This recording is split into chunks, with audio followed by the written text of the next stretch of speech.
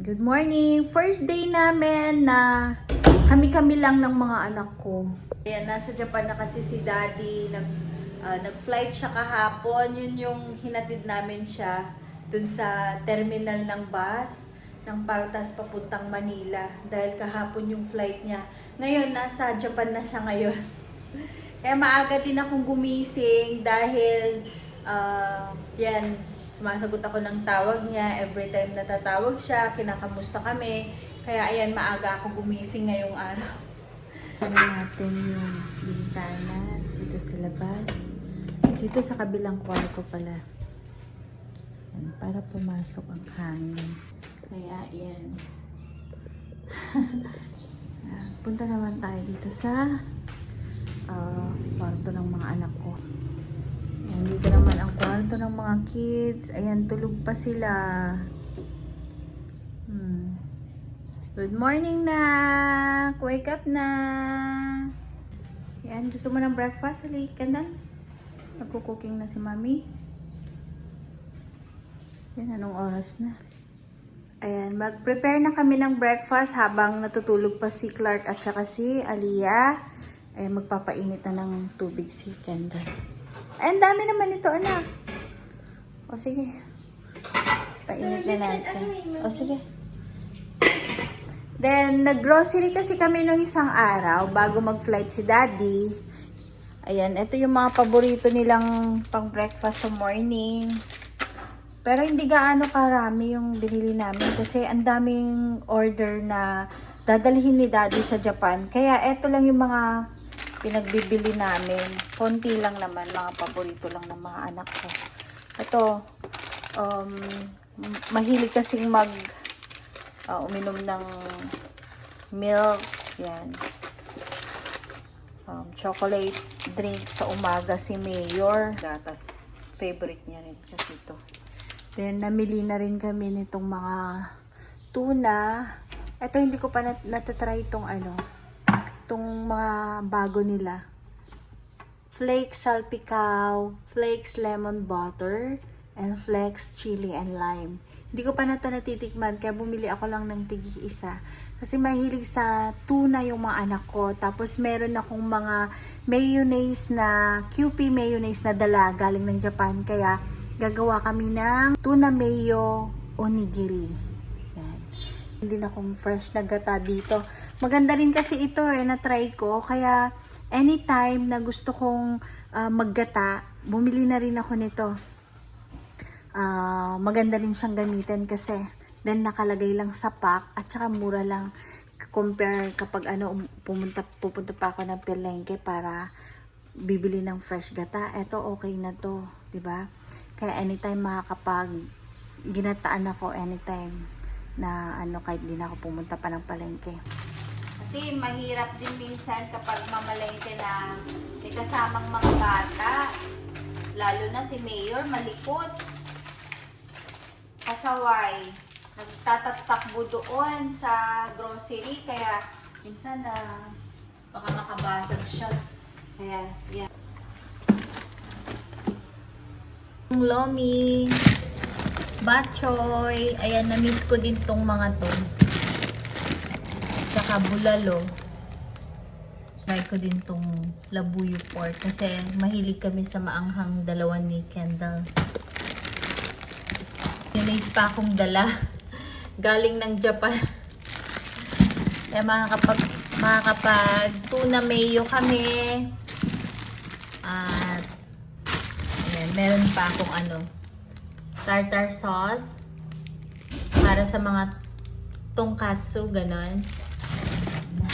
Na spaghetti. Anytime na gusto ng spaghetti ng mga anak ko.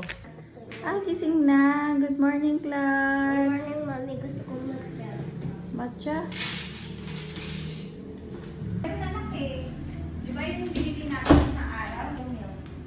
Tapos meron yung Bear Brand, chocolate and milk. Ayan di ba? Ano to? Ayan, pili ka na, anak. Ayan, timpla na si Kendall at saka ni Clark. Ayan, hi. Ito na yung Milo mo. Favorite ko to. Hello, my name is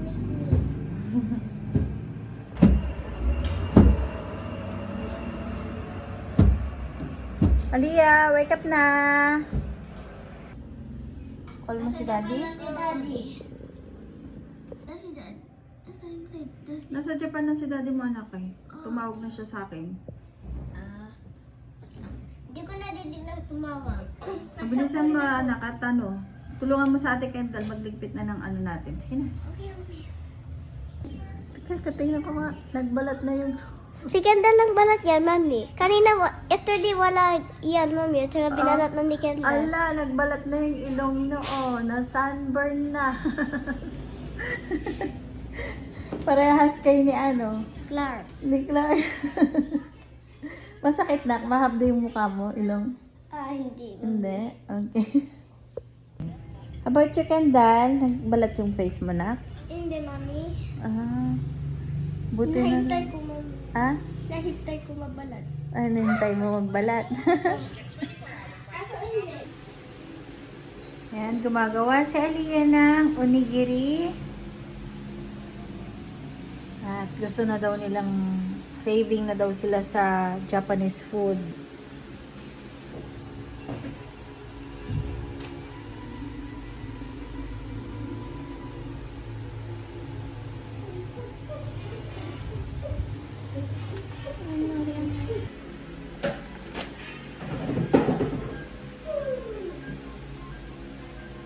Ito yung nilagay ni Aliyah. Flex lemon butter. Then, saka niya lalagyan ng mayonnaise sa ibabaw.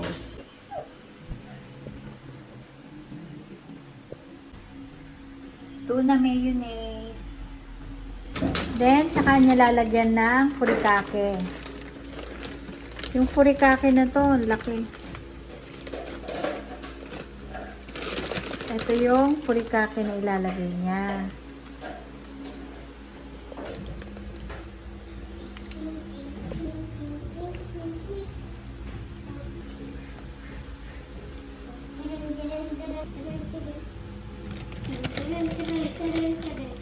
Dapat ano stippers.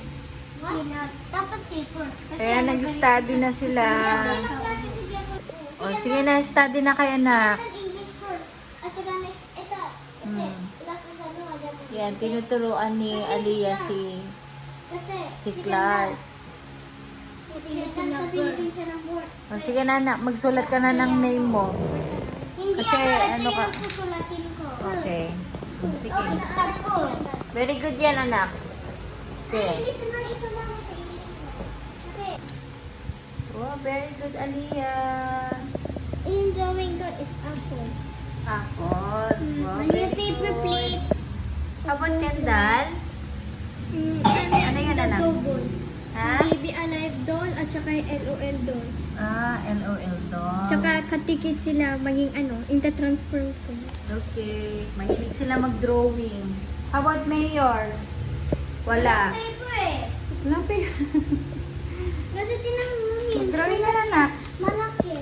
Mag-drawing ka na din. Oh. At saka hindi. Bigyan nyo nga din ng papel si, Dalawang binigay ko sa kanya. Mag-drawing ka na daw. Clark, drawing na anak. Sino, Mahilig mag-drawing tong dalawang anak ko eh. Si Kendall tsaka si Wala na Aliyah. akong paper. Ano na yung drawing mo, Clark? Star. O, sige na, anak. Ay, wow. Ang ganda. Ang bilis naman. Natapos na kaagad. Oh, Madali lang nagawa ng apple. wow. Ang ganda, Oh. Very good, Aliyah. Thank you, Mami. Ayan, gabi na. 6:30 na. Magsi-7. Ayan, balak kong magpakbet. Ito yung nabili namin gulay nung nakaraan. Yung isa lang muna siguro yung lulutuin ko kasi masyadong marami kapag dalawa. Kami-kami lang naman ng mga bata ang kakain. Kaya itong isa na lang siguro ang lulutuin ko ngayon.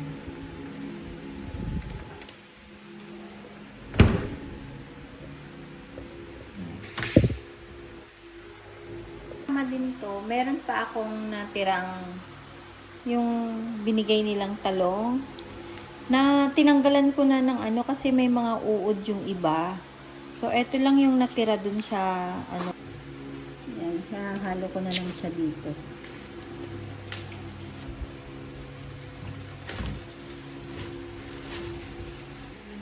Maglalagay din tayo ng bawang, luya.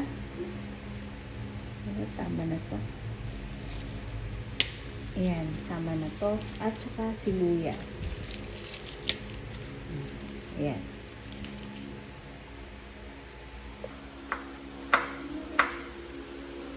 Tayo ng kamatis.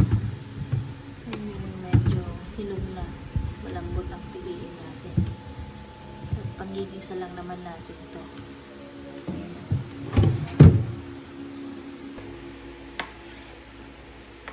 Ayan, ready na tayong maggisa. Lagay muna tayo dito ng konting mantika. Then, tsaka natin ito ilagay yung ating sibuyas, bawang, at luya. Ayan. Gigisa natin itong mabuti.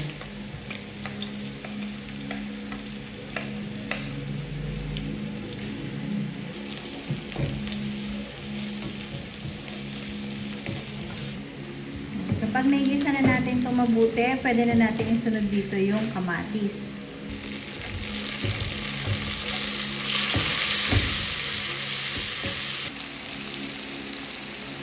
Lugin lang natin ng konti yung ating kamatis. Then, saka na natin pwede ilagay dito yung ating alamang. Gigisa natin itong mabuti.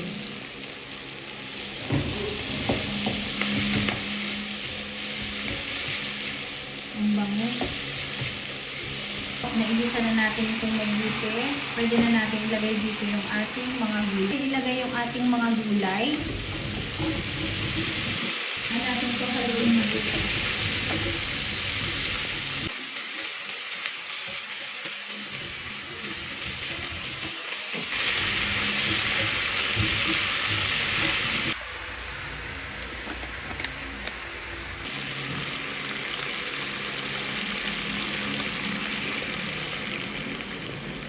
Lagyan na natin yung isang pack. Haluin lang natin to bago natin takpan.